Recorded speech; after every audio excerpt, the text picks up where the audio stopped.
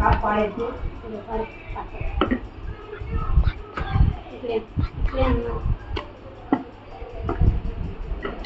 आणि अशा प्रकारे त्याचे काप करून घ्यायचे.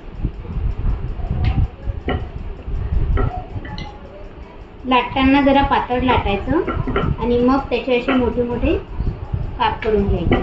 आणि मग ते काप झालेले कढईमध्ये तेल गरम होऊ द्यायचं आणि मग त्याच्यामध्ये टाकायचं.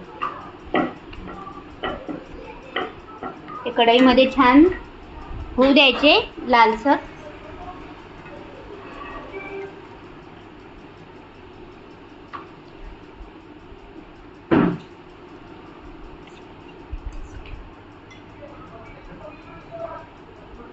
छान असे लालसर काढून घ्यायचे.